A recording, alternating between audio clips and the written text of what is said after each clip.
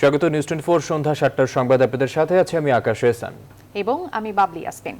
এতক্ষণ দেখছিলেন শিরোনাম, এবারে বিস্তারিত। রঙিন সব প্রজাপতি রং ছড়িয়ে ছোট ডানায় ভর করে চলে ফুলে ফুলে। ইট কাঠের যান্ত্রিক নগরে দেখা মেলা ভার বর্ণিল এই পতঙ্গের। তবে প্রজাপতি মেলার আয়োজনে প্রকৃতিপ্রেমীদের সেই সুযোগ করে দিয়েছে জাহাঙ্গীরনগর বিশ্ববিদ্যালয়।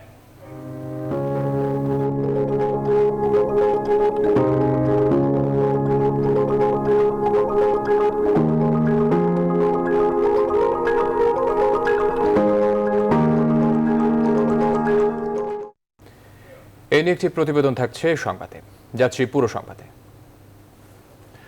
অবশেষে বাংলাদেশিদের জন্য খুলছে মালয়েশিয়ার শ্রম বাজার। বিভিন্ন পেশায় দেশটিতে বাংলাদেশি কর্মী নিয়োগ করার অনুমোদন দিয়েছে মালয়েশিয়ার মন্ত্রিসভা। 2022 সাল নাগাদ 6 লাখ বিদেশি শ্রমিক নেবে দেশটি। এ নিয়ে বৈদেশিক কর্মসংস্থান ও প্রবাসী কল্যাণ মন্ত্রী ইমরান আহমেদ এমপি নিউজ 24-কে জানান, আগামী রোববার নাগাদ দাপ্তরিক কাগজপত্র হাতে পেলে কর্মী পাঠানোর চূড়ান্ত প্রক্রিয়া শুরু করবে দুই দেশ। বিস্তারিত জানাচ্ছেন লাকমিনা জেসমিন সোমা। মধ্যপ্রাচ্যের পরই বাংলাদেশের বৈদেশিক শ্রমবাজারের মধ্যে বড় বাজার মালয়েশিয়া। কর্মী নিয়োগে অনিয়ম, দুর্নীতি ও সিন্ডিকেটের অভিযোগে দেশটির সরকার বারবারই বাংলাদেশ থেকে কর্মী নেওয়া স্থগিত রাখে। সর্বশেষ বাজার খোলার প্রক্রিয়া ত্বরান্বিত হলেও করোনার কারণে তা থমকে যায়। বিদেশি কর্মী নেওয়া বন্ধ থাকায় দেশটির অর্থনৈতিক কর্মকাণ্ড অনেকটা স্থবির হয়ে পড়েছে। অন্যদিকে কর্মী পাঠাতে কূটনৈতিক তৎপরতা অব্যাহত রেখেছে বাংলাদেশ সরকার। দীর্ঘ আলাপ আলোচনার পর অবশেষে শুক্রবার বাংলাদেশ থেকে ফের কর্মী নেওয়ার নীতিগত সিদ্ধান্ত অনুমোদন দিয়েছে দেশটির মন্ত্রিসভা। টেলিফোনে বিষয়টি নিশ্চিত করেন বৈদেশিক কর্মসংস্থান ও প্রবাসী কল্যাণ মন্ত্রী ইমরান আহমেদ এমপি। যে আমরা অতদিন নেগোশিয়েট করেছি ওটাই এখন অনুমোদিত হয়েছে, বুঝছেন না? জি, বাট অনুমোদন হলেও শোনার কথা একটা জিনিস আর কাগজ দেখা আরেকটা জিনিস। আশা করি কাগজ চলে আসবে। আজকে তো শুক্রবার, রোববার আশা করি কাগজ চলে আসবে। মালয়েশিয়ার মানব সম্পদ মন্ত্রণালয়ের এক প্রেস বিজ্ঞপ্তিতে বলা হয়, বৃক্ষরোপণ, কৃষি, উৎপাদন, পরিষেবা, খনি খনন, নির্মাণ এবং গৃহকর্মী সহ সব সেক্টরে বিদেশি কর্মী নিয়োগ উন্মুক্ত থাকবে। 2022 সাল নাগাদ 6 লাখ বিদেশি শ্রমিক নেবে দেশটি। যে আমরা অতদিন নেগোশিয়েট করেছি ওটাই এখন অনুমোদিত হয়েছে, বুঝছেন না? জি, বাট অনুমোদন হলেও শোনার কথা একটা জিনিস আর কাগজ দেখা আরেকটা জিনিস। আশা করি কাগজ চলে আসবে। আজকে তো শুক্রবার, রোববার আশা করি কাগজ চলে আসবে। 2016 সালের ফেব্রুয়ারিতে বাংলাদেশ সহ বিভিন্ন দেশ থেকে শ্রমিক নেওয়া বন্ধ রাখে মালয়েশিয়া। 2018 সালে সীমিত পরিসরে বাজার খুললেও পরবর্তীতে তা আবার স্থগিত হয়ে যায়। লাকমিনা জেসমিন সোমা, নিউজ 24, ঢাকা। সাম্প্রতিক সময়ে ধর্মীয় অনুভূতিতে আঘাত, জাতির পিতা বঙ্গবন্ধু শেখ মুজিবুর রহমান ও স্বাধীনতা যুদ্ধে শহীদদের নিয়ে কটূক্তি এবং নারী বিদ্বেষী ইস্যুতে দলের মন্ত্রী, এমপি সহ দলীয় নেতাকর্মীদের বিভিন্ন বক্তব্যে বিব্রত আওয়ামী লীগ। দলীয় হাইকমান্ডের স্পষ্ট নির্দেশনা, যত বড়ই মন্ত্রী, এমপি কিংবা নেতা হোক না কেন, অপকর্মকারীদের কোনো ছাড় নেই। দলীয় ব্যবস্থাপনার পাশাপাশি নেওয়া হবে আইনি ব্যবস্থা। তৌফিক মাহমুদ মুন্নার report.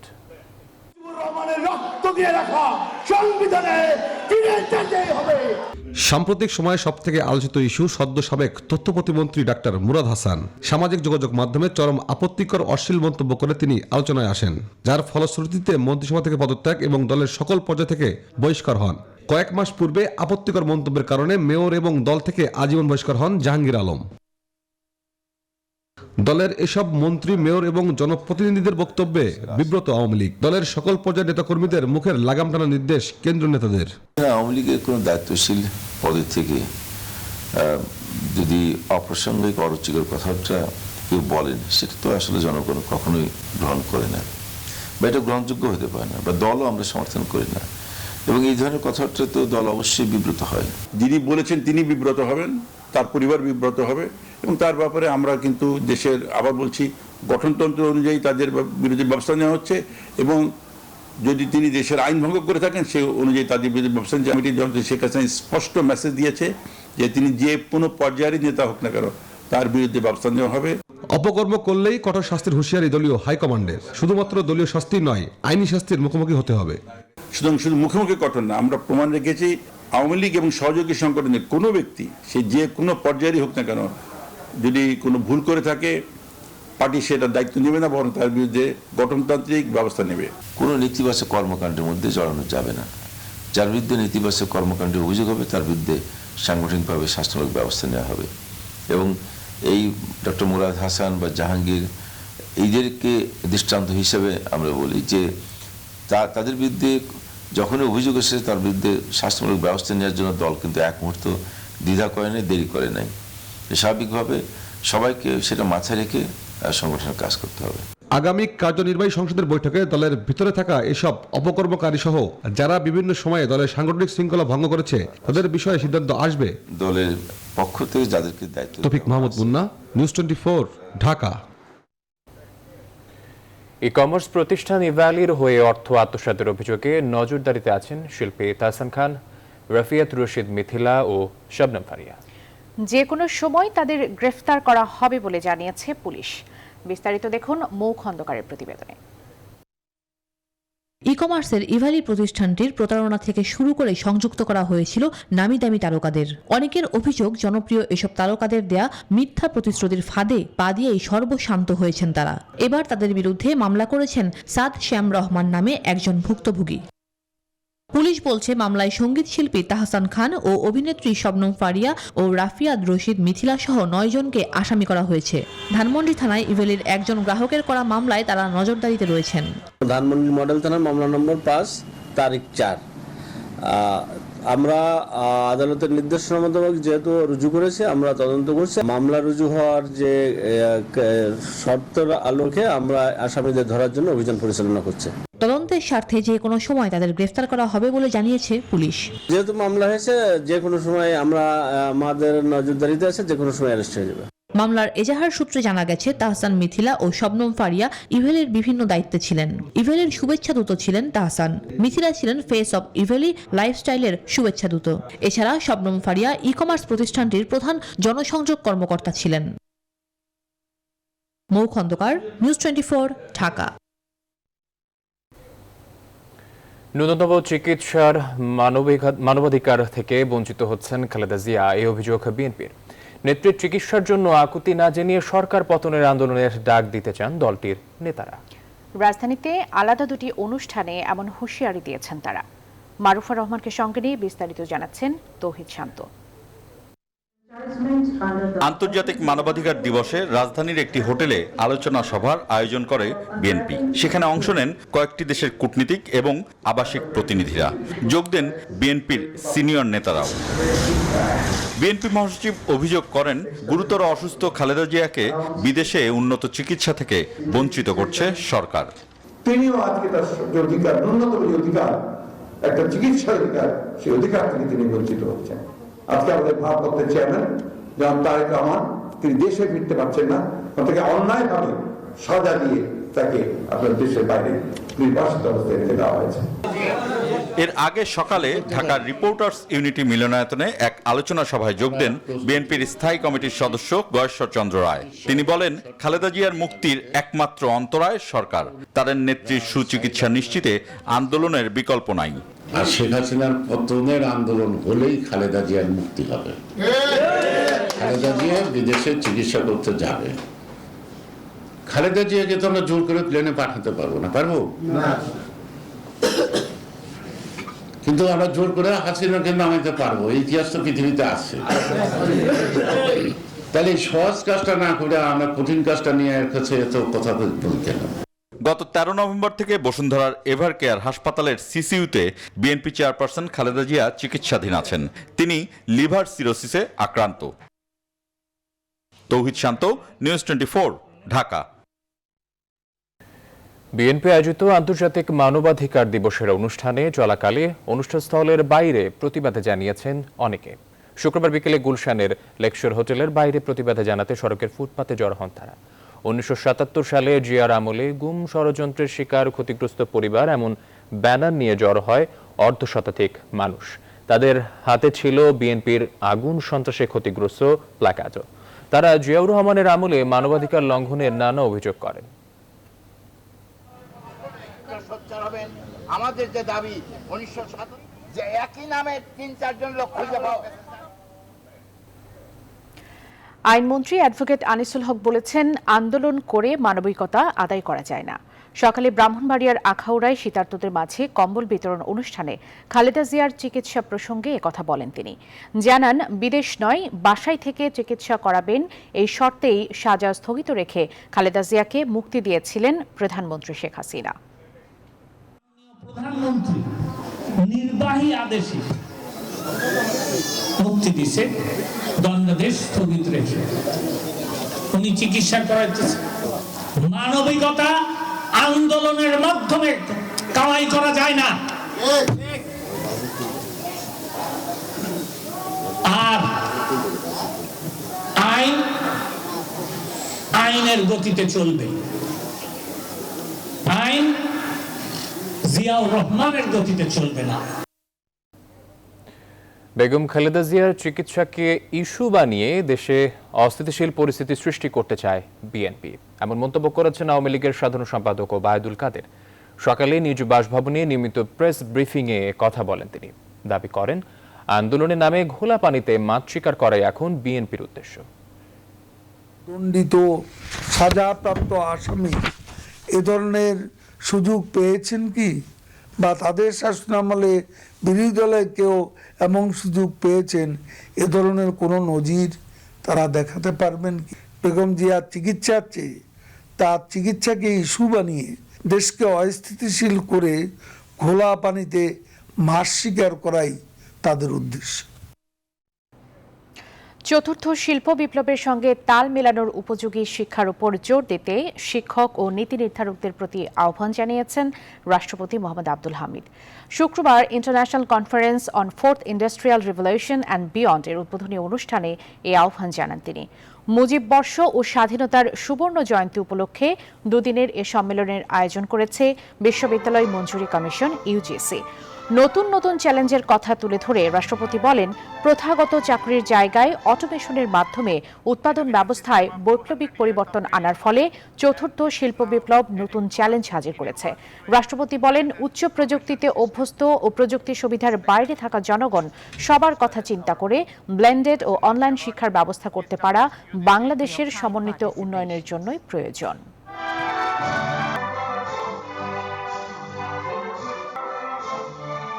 At this stage, we need to identify the skills gap and redesign the higher education system rapidly to remain competitive, innovative, and efficient at the global stage.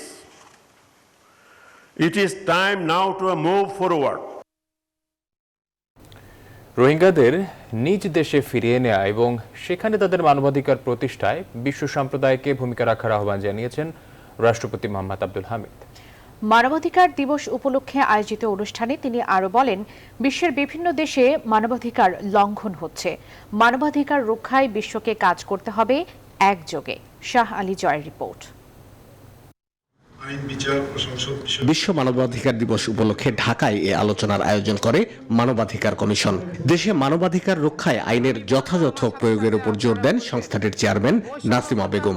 জাতিসংঘ ঘোষিত সর্বজনীন মানবাধিকারের মূল সুর হলো প্রতিজন মানুষ সম্মানজনকভাবে বেঁচে থাকবে, এটা তার জন্মগত অধিকার। মানুষ হিসেবে এই অধিকার প্রত্যেকের প্রাপ্য, যা কেউ কেড়ে নিতে পারে না। এই অধিকার শাশ্বত এবং কোনো দেশের সীমারেখা দ্বারা সীমাবদ্ধ নয়। ভিডিও বার্তায় আইনমন্ত্রী আনিসুল হক বলেন, দেশ থেকে বিচারহীনতার সংস্কৃতি দূর হয়েছে। সরকারের আন্তরিক প্রচেষ্টার কারণেই বঙ্গবন্ধু হত্যাকাণ্ড, জাতীয় 4 নেতা হত্যাকাণ্ড ও 1971 সালে মুক্তিযুদ্ধের সময় সংগঠিত মানবতা বিরোধী অপরাধ সহ বড় বড় মানবাধিকার লঙ্ঘনের বিচার সমাপ্ত হয়েছে। দেশ থেকে বিচারহীনতার সংস্কৃতি দূর হয়েছে। বৈশ্বিক প্রেক্ষাপটে মানবাধিকার রক্ষায় ঐক্যবদ্ধ উদ্যোগের উপর গুরুত্ব দেন রাষ্ট্রপতি মোহাম্মদ আব্দুল হামিদ। মিয়ানমার, আফগানিস্তান, সিরিয়া সহ বিশ্বের বিভিন্ন দেশে মানবিক সংকট চলছে। বাস্তুচ্যুত রোহিঙ্গা জনগোষ্ঠী মিয়ানমারের নির্মম নির্যাতনের শিকার হয়েছে। ফিলিস্তিনিরা জেরুজালেমে নিজেদের অধিকার প্রতিষ্ঠার জন্য সংগ্রাম করে যাচ্ছে। এই সকল সংকট বা মানবাধিকার লঙ্ঘন ঠেকাতে বিশ্বের সকল দেশকে একযোগে কাজ করতে হবে। নারীদের প্রতি সহিংসতা বন্ধে জাতীয় মানবাধিকার কমিশনকে আরো দৃশ্যমান অবদান রাখতে তাগিদ দেন রাষ্ট্রপতি। একটি প্রধান শাহ আলী জয়, নিউজ 24, ঢাকা। দ্রব্যমূল্যের লাগাম টেনে ধরা যাচ্ছে না কোনোভাবেই। বাজারে শীতের সবজির পর্যাপ্ত সরবরাহ থাকলেও দাম নাগালের বাইরে। আবার এক লাফে 20 থেকে 30 টাকা বেড়েছে পেঁয়াজ, রসুন, আদা, ভোজ্য তেল, চিনি সহ মশলা জাতীয় পণ্যের দামও। এতে ক্ষোভ ঝরছে ক্রেতাদের কণ্ঠে।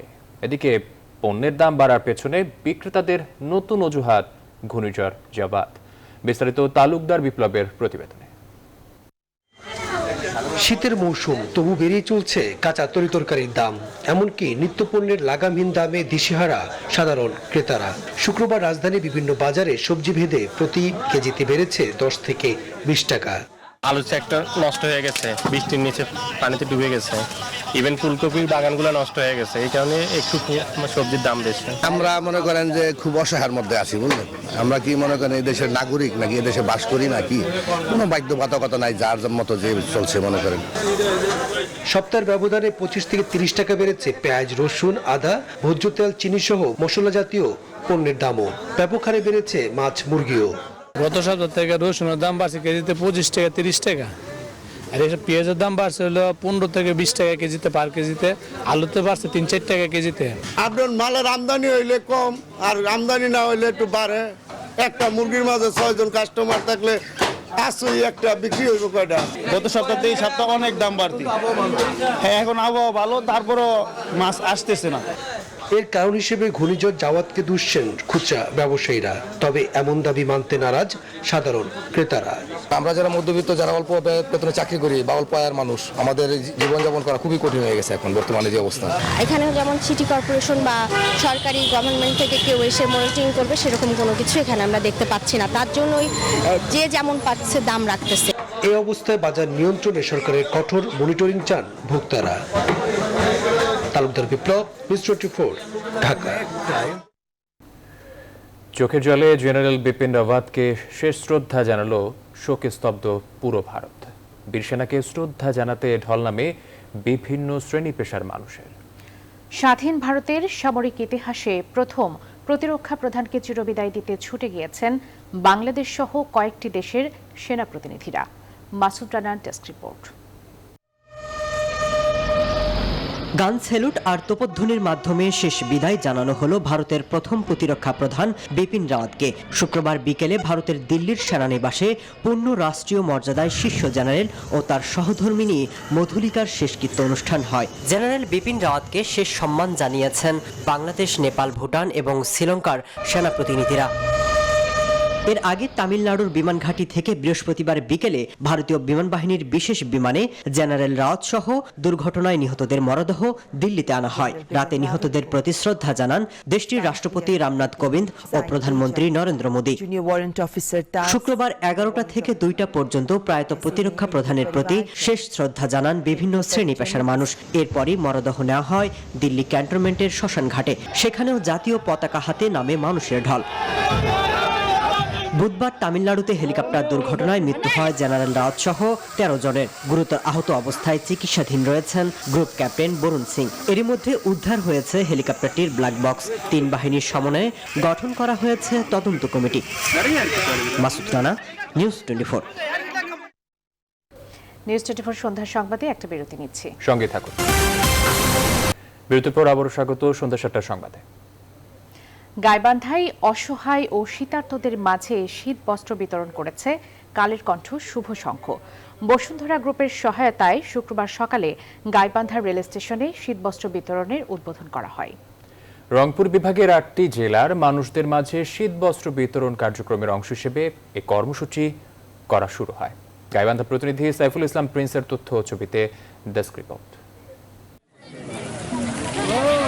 প্রতি বছরের মতো এবারও শীতার্ত ও অসহায় মানুষের পাশে এসে দাঁড়িয়েছে দেশের শীর্ষস্থানীয় গ্রুপ বসুন্ধরা গ্রুপের চেয়ারম্যান আহমেদ আকবর সোভানের সহযোগিতায় শুক্রবার থেকে গাইবান্ধায় শীতবস্ত্র বিতরণ শুরু হয়। প্রথম দিনে গাইবান্ধা স্টেডিয়াম এবং গাইবান্ধা রেল স্টেশনে অসহায় ও শীতার্ত মানুষের মাঝে শীতবস্ত্র বিতরণ করা হয়। রেল স্টেশনে শীতবস্ত্র বিতরণ করা হয় শিশুদের মাঝে। আগামী 10 দিন রংপুর বিভাগের জেলাগুলোতে 14,000 শীতার্ত মানুষ এই কার্যক্রমের আওতায় শীতবস্ত্র পাবে। আমাদের এই কার্যক্রমে সর্বাত্মক সহযোগিতা করছেন বসুন্ধরা গ্রুপের মাননীয় চেয়ারম্যান জনাব আহমেদ আকবর সোবান স্যার। এই শীতার্ত মানুষের মধ্যে আমরা যে কম্বল বিতরণ করছি, মানুষের মুখে আমরা বেশ কম্বল পেয়ে তাদেরকে অনেক হাসি খুশি দেখতে পাচ্ছি এবং তারা খুব আনন্দিত হচ্ছে যে এই শীতের মাঝে বসুন্ধরা গ্রুপ তাদের পাশে এসে দাঁড়িয়েছে। বসুন্ধরা গ্রুপের এমন উদ্যোগে খুশি উপস্থিত অতিথিরা।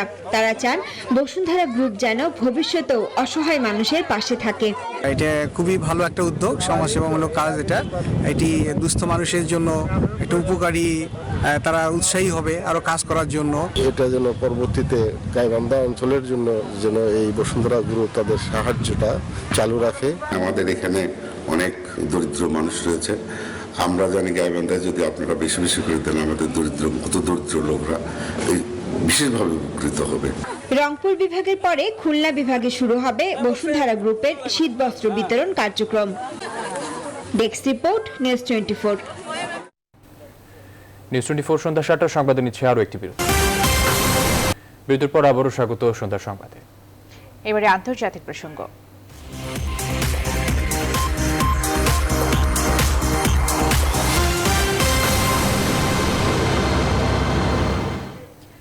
মেক্সিকোর দক্ষিণাঞ্চলে স্থানীয় সময় বৃহস্পতিবার একটি ট্রেলার ও ট্রাকের সংঘর্ষে অন্তত 53 জন নিহত হয়েছে। আহত হয়েছে অন্তত 54 জন। দুর্ঘটনায় হতাহতদের মধ্যে বেশিরভাগই অভিবাসন প্রত্যাশী বলে ধারণা করা হচ্ছে। মেক্সিকোর চিয়াপাস রাজ্যের নাগরিক সুরক্ষা পরিষেবা জানায়, দুর্ঘটনায় হতাহতদের মধ্যে 3 জনের অবস্থা গুরুতর। হতাহতদের মধ্যে নারী ও শিশুরাও রয়েছে। বিদেশি নাগরিকও ছিলেন। স্থানীয় দমকল বাহিনীর কর্মকর্তা জানান, ট্রেলারের মধ্যে থাকা অধিকাংশ অভিবাসন প্রত্যাশী হন্ডুরাস থেকে যাওয়া। এক টুইট বার্তায় নিহতদের স্বজনদের প্রতি সমবেদনা জানিয়েছেন মেক্সিকোর পররাষ্ট্রমন্ত্রী মার্সেলো ইব্রার্ড।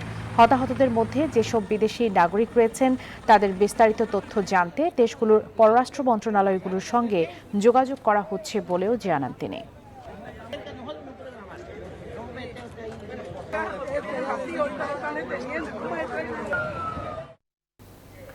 এবার ফার্স্ট সিকিউরিটি ইসলামী ব্যাংক অর্থ বাণিজ্য সংবাদ।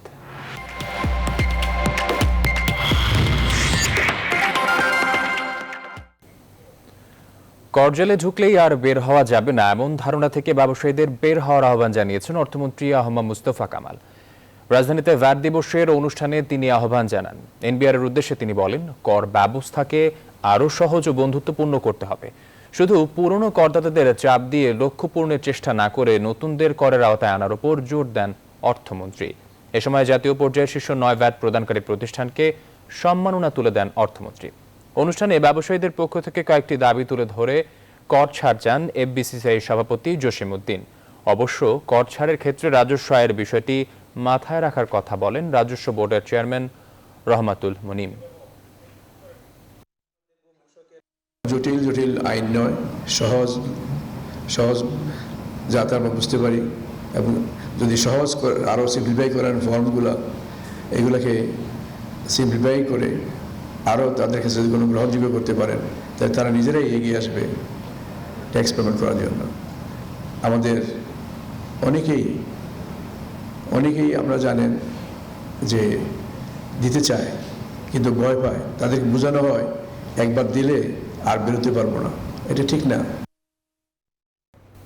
সন্ধ্যা 7টার সংবাদে নিচ্ছি আবারও বিরতি, সঙ্গে থাকুন।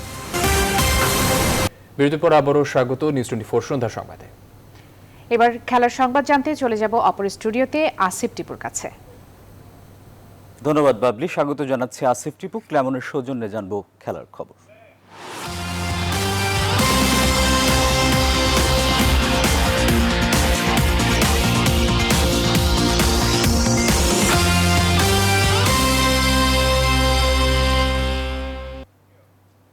দুই ম্যাচের টেস্ট সিরিজ খেলতে নিউজিল্যান্ডে পৌঁছেছে জাতীয় ক্রিকেট দল। শুক্রবার ভোরে নিউজিল্যান্ডের ক্রাইস্টচার্চ বিমানবন্দরে পৌঁছায় মমিনুল হকের দল।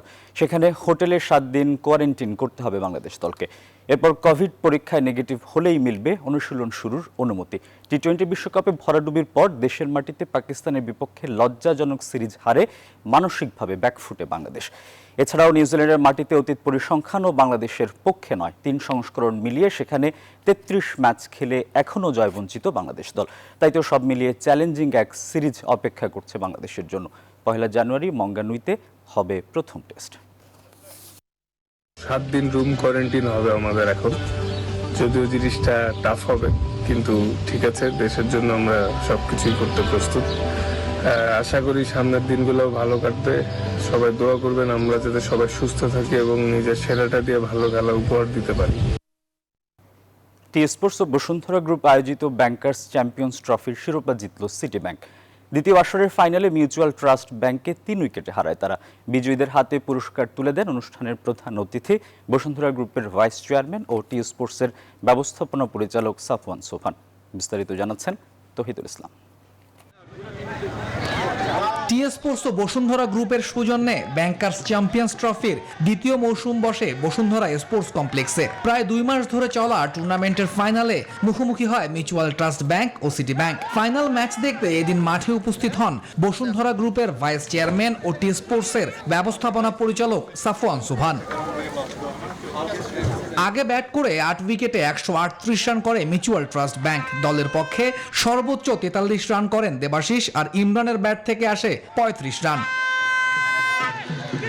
জবাবে ব্যাট করতে নেমে 1 ওভার আর 3 উইকেট হাতে রেখেই শিরোপা নিশ্চিত করে সিটি ব্যাংক। 32 রানে অপরাজিত থেকে ফাইনাল সেরার পুরস্কার জেতেন আল আমিন। মামুন 26 আর হাদিয়া জামান করেন 24 রান। খেলা শেষে বিজয়ীদের হাতে পুরস্কার তুলে দেন বসুন্ধরা গ্রুপের ভাইস চেয়ারম্যান ও টি স্পোর্টসের ব্যবস্থাপনা পরিচালক সাফওয়ান সোফান। এ সময় উপস্থিত ছিলেন সিটি ব্যাংকের চেয়ারম্যান আজিজ আল কায়সার, ওয়ালটন গ্রুপের চেয়ারম্যান নুরুল আলম রিজভী ও টি স্পোর্টসের প্রধান নির্বাহী ইশতিয়াক সাদেক সহ বিভিন্ন ব্যাংকের শীর্ষ কর্তারা। তৌহিদুল ইসলাম, নিউজ 24। এই ছিল খেলার সংবাদে। চলে যাচ্ছি অপর স্টুডিওতে বাবলির কাছে। আসিফ টিপু, ধন্যবাদ আপনাকে। প্রজাপতি মেলার খবর জেনে শেষ করব এখনকার আয়োজন। উড়লে আকাশে প্রজাপতি, প্রকৃতি পায় নতুন গতি, এই স্লোগানে জাহাঙ্গীরনগর বিশ্ববিদ্যালয়ে অনুষ্ঠিত হলো প্রজাপতি মেলা। প্রজাপতি সংরক্ষণ ও গণ সচেতনতা বৃদ্ধির লক্ষ্যে প্রতি বছরই এই মেলার আয়োজন করে প্রাণীবিদ্যা বিভাগের কীটতত্ত্ব শাখা। মেলা উপলক্ষে সকাল থেকেই দর্শনার্থীদের উপস্থিতি ছিল চোখে পড়ার মতো। সাভার থেকে নাজমুল হুদার তথ্যচিত্রের ডেস্ক রিপোর্ট। সকাল থেকেই উৎসব মুখর পরিবেশ ছিল পুরো ক্যাম্পাস জুড়ে। নানা প্রজাতির প্রজাপতি দেখতে ভিড় করেন বিশ্ববিদ্যালয়ের শিক্ষার্থীরা ছাড়াও বিভিন্ন শ্রেণী পেশার মানুষ। বছরে অন্তত একটা দিন প্রজাপতির সঙ্গে কাটাতে পরিবার ও স্বজনদের নিয়ে ছুটে এসেছিলেন অনেকেই।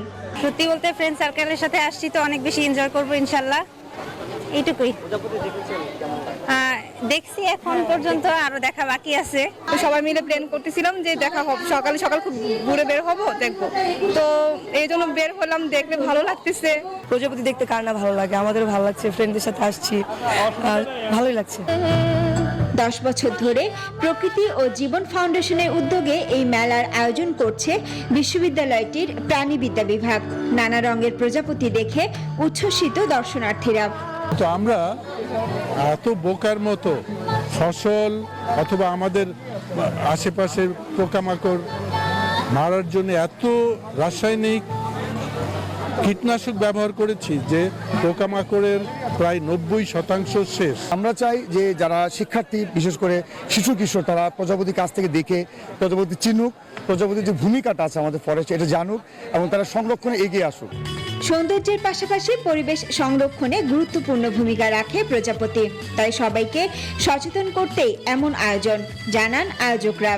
গাছপালা এবং আমাদের পরিবেশকে এতই অবজ্ঞা করেছি, যার কারণে আজকে কিন্তু ওরা আমাদের কাছ থেকে অনেক দূরে চলে যাচ্ছে এবং অনেক অনেক প্রজাতি নিঃশেষ হয়ে গেছে। Desk report, news 24। সন্ধ্যার সংবাদ এখন এ পর্যন্তই। আর সংবাদ ও বিশ্লেষণ জানতে ভিজিট করুন www.news24bd.tv। ধন্যবাদ সবাইকে।